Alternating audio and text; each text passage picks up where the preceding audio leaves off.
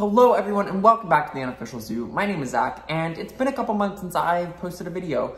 Now the reason for this is that I had a pretty big back surgery a couple months ago, and while I did know it was happening and I was able to plan for it, the recovery was just a little bit more complicated and a little bit longer than we anticipated. So things didn't quite go as planned, but I thought a good way for me to jump back into YouTube would be to show you guys not only how I prepared my aquariums for my absence, but also how things actually turned out. I do have several shrimp tanks with quite a few shrimp in them. So, I thought this would be an interesting video and maybe help some other people because, life really does happen, and maybe you're sick or a family member's sick, or you have to go away and travel for an extended period of time or something like that. Maybe something that I did to prepare my aquariums for my own absence could help some of you out there. So when I say I did no maintenance for 2 months, I did do a little bit of maintenance, but really, really minimal. So the first thing is I did no water changes. I did do one top off with deionized water. I want to say maybe that was 3 or 4 weeks ago. But otherwise, no other top offs, no water changes for 2 months. The tanks pretty much ran themselves. The other thing I tried to do was I tried to do weekly feedings of snowflake food and Bacter AE just to keep all of the tanks running. I will say that there were a couple 2 or 3 week periods where there really was no attention at all, no feedings, no eyes on the tanks, really just the tanks running themselves. So that was a little bit scary, but yeah, I'll show you guys all of the tanks, and we'll see how everything turned out. Now, as I said, I was able to plan for this surgery ahead of time, so there are a few things I did to the aquariums before I left. I think the first biggest thing is I made sure that every aquarium had plants in it, moss or sabotang or crystal wort or something like that, which is just easy to grow and grows well in shrimp tanks and will absorb a lot of nitrogen and excess nutrients within the water. I try to do this with all of my shrimp tanks in general anyway, because I think plants help create a really stable, somewhat self-sustaining ecosystem in a shrimp tank. I'm sure I'll do a video on that sometime. But yeah, so the first thing I did was make sure that every shrimp tank had plants in it. The next thing I did, let me pull my notes out. The next thing I did was I made sure that actually all of my tank lights were on smart plugs. So smart plugs not only allow me to put the tanks on timers so that they have 8 hours of light every single day, but smart plugs also meant that when I wanted to come down and do maintenance, when I was able to throughout my recovery, like if I wanted to do that top off or try to feed the aquariums and the lights were off, all I had to do to turn the lights back on was a simple Alexa voice command, and the same thing to turn the lights off. So I didn't have to go around futzing with every single aquarium trying to figure out how to turn it on and off. It was just one simple, easy voice command, which was really, really nice.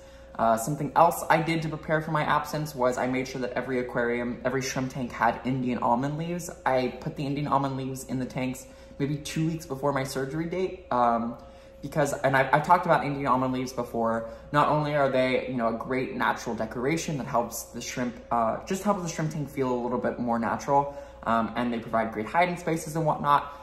As Indian almond leaves break down over the course of weeks to a couple months, they are actually a great natural source of food for your shrimp. So, I knew that there would be inconsistent feedings, especially toward the beginning of my absence.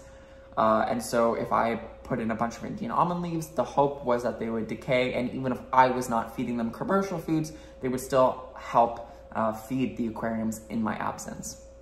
And the last thing I did, the fourth thing I did to prepare my aquariums for my absence was I did a big water change a couple days before my surgery. Now, I did this water change specifically to bring the TDS of my water down. Normally, I would keep my Caridina tanks between 150 and 200 TDS, given the additives I use for my water, so the remineralizer I use and the foods I use and the Bacter AE and all that. Generally, I have found that my shrimp do best between a TDS of 150 to 200. I actually dropped it down to about 120 in all of my aquariums before my absence, knowing that it would be a couple months before they would get another substantial water change, and that water would evaporate off and I wouldn't be doing regular top-offs. So I wanted to make sure that with the lack of water changes and with the water and the minerals in the water becoming more concentrated as water evaporated, that the TDS would not raise too high. And I think in that endeavor I was mostly successful. None of my tanks got above 200 TDS except for my most heavily populated tank, my most dense aquarium with shrimp, which I'll show you guys toward the end of this video. But yeah, so overall, I think things really went pretty well. But let's take a look at all of the aquariums individually. So I'll start with this rack behind me, start with the top row. So all the way at the end, we have an aquarium that I set up really, I think like a week before my surgery, specifically because I wanted to cycle that aquarium and I knew I was going to do something with it. I actually just decided a couple days ago what I'm doing with it. So I'll show you guys that in a future video.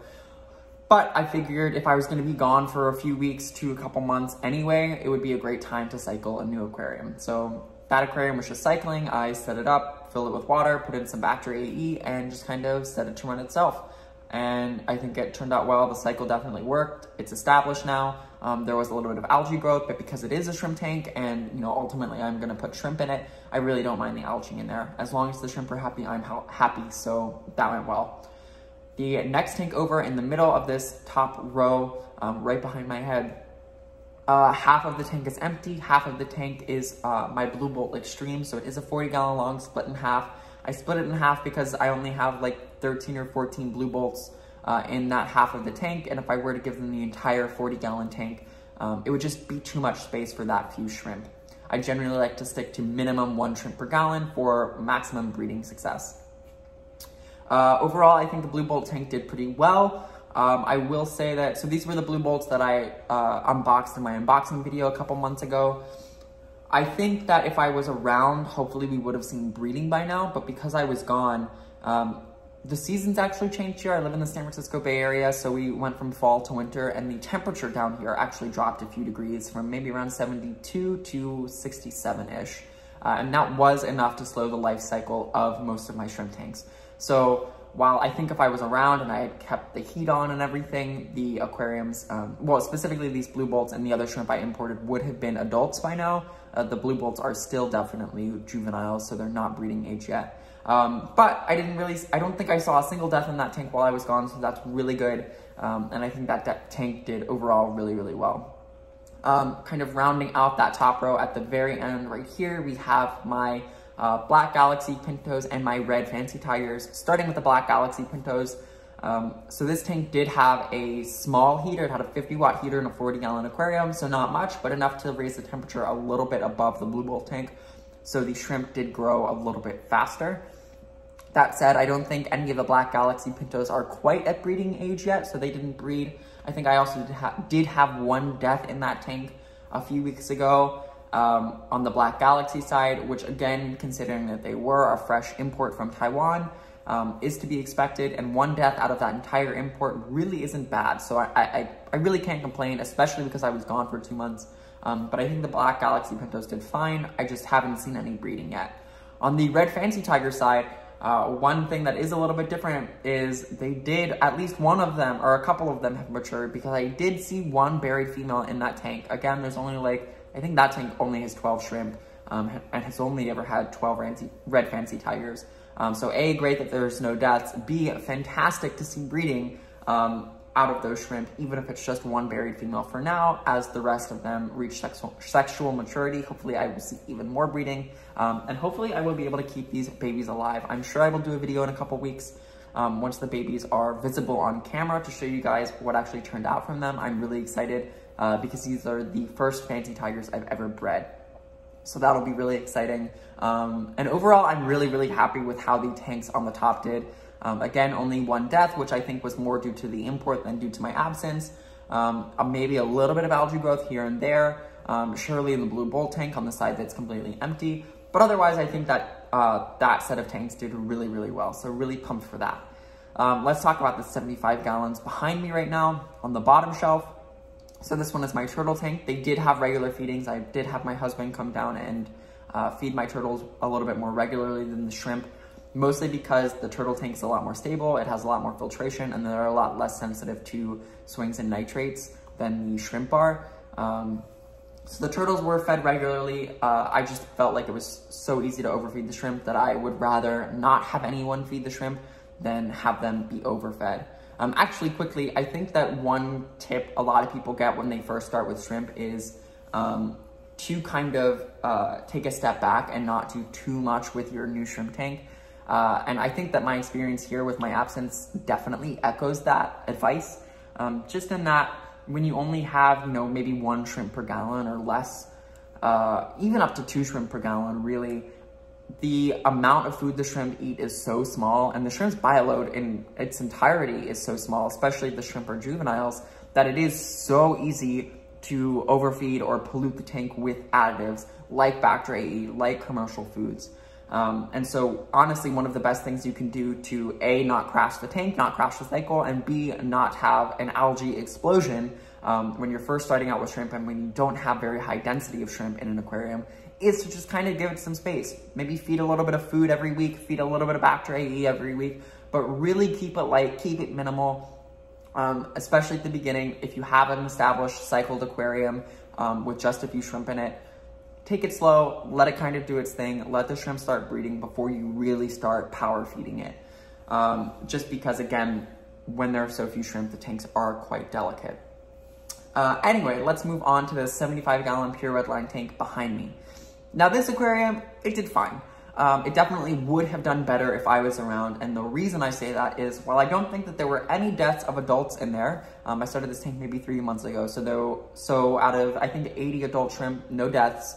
The babies did die. So right before surgery, I had my first round of babies. I think 2 or 3 females were buried and had eggs and hatched their eggs a couple days before my surgery. So there were babies in there. That said, 2 months later, I don't really see any juveniles, which is unfortunate. It means that basically most of the baby shrimp that hatched a couple months ago right before my surgery didn't survive through my absence. I can't say I'm totally surprised about that. Baby shrimp do have particular feeding requirements. They do require very small powdered food. They often don't move a lot or swim a lot through the tank, so they do rely on regular feedings and the food really kind of falling and coming to them rather than them scavenging around. So, you know, I can't say I am too upset because I really didn't do anything to try to make the baby survive. It's just a little bit unfortunate that if I had been here, that would have been different and I could have had those baby shrimp survive. That said, I do see some baby shrimp in the tank now that are maybe 1 to 2 weeks old. So even though I was gone, and even though those baby shrimp from a couple months ago didn't survive, the shrimp in this tank have continued to breed, which is really exciting. So hopefully now that I'm back, I can come back and do regular feedings and really try to do my best to keep these baby shrimp alive and grow the population of this tank. So, you know, some bad news, but overall, I think, again, given that I really was gone for 2 months, an overall success in this aquarium, that I had no adult deaths, and that the life cycles, the breeding is continuing. So now I want to move over, hold on, sorry, my cat Phil. Okay, sorry, my cat Phil was scratching at the turtle tank. Often when I come down to try to film these videos, my cats follow me. I do have 4 cats, so it can be quite a lot to manage, especially when they're, there he goes again. Phil, please stop it. Anyway, so I'm sorry about all the cats. I have tried to film this video several times, but I keep getting interrupted. So I've just given up. Hopefully you like cats and think they're cute, because I do, and they're gonna be unavoidable in my videos going forward. Anyway, that's this rack behind me. I think that this rack did really, really well overall, and I really can't complain given that I didn't do anything for 2 months and they mostly survived. So I do want to talk about, I have another set of tanks over across the room, so let's talk about those briefly. Specifically, I'm going to talk to you first about my Blue Bolt Cull tank, and then my highest density shrimp tank, which is my mid to low grade pure red line crystal red shrimp tank. Starting with the Blue Bolt Cull tank, it is a 20-gallon long aquarium. It is planted. Honestly, this tank has never really done that well. The Blue Bolts have never really bred that well in this aquarium, so that didn't change in my absence. I didn't expect that to change in my absence. This aquarium has also always been covered in algae. So again, didn't change in my absence. Didn't expect less algae to, algae to disappear while I was gone. So overall, nothing to complain about in this aquarium, nothing to be thrilled about in this aquarium. It just kind of sustained itself in exactly the same position as if I had never left, which definitely nothing to complain about, that I left for 2 months and this aquarium didn't change at all. The last aquarium I'm going to talk about in this video is my highest density aquarium. It is my mid to low grade pure red line crystal red shrimp tank. It is a 20-gallon long. When I left, I think it probably had over 400 shrimp in it. And now that I am back 2 months later, I think it has nearly the same number of shrimp in it. I think it has probably over 300 shrimp in it, which is, I think, a little bit of a decrease in population, but really not that bad. This tank does, with hundreds of shrimp, does require quite a lot of feeding that I just wasn't able to manage. So the population obviously wasn't able to grow, but it's nice to see that the aquarium didn't crash. When you have so many shrimp, it's very easy for a sudden die-off to happen, and as soon as a few shrimp die, a few more shrimp start to die, and then all of a sudden you have hundreds of dead shrimp and the whole tank is crashed and non-recoverable. That didn't happen, and I honestly think this is one of the coolest examples, or one of the coolest things about keeping aquarium shrimp and keeping larger colonies of shrimp, is that when you have a planted shrimp tank with automated lights and a lot of shrimp, hundreds of shrimp, over 10 shrimp per gallon, it is really cool that these aquariums can be quite self-sustaining for months at a time. Obviously the population didn't increase because I wasn't feeding, but it didn't decrease either, which is really cool to see. Another thing is that the shrimp that are in this aquarium are not all adults. There is a smattering of adults and juveniles and subadults and recently hatched babies in the last week.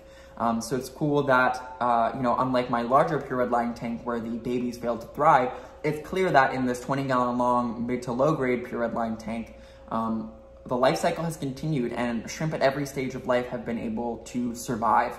Again, not thrive because just of a shortage of food from not getting actively fed every day like they were used to previous to my absence. But I really can't complain, again, because the population didn't really decrease and the tank didn't crash and I didn't really do anything for 2 months. So overall, I'm really happy with how everything turned out.